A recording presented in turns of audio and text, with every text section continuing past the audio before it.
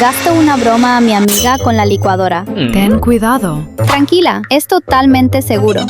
Voy a ir con cuidado.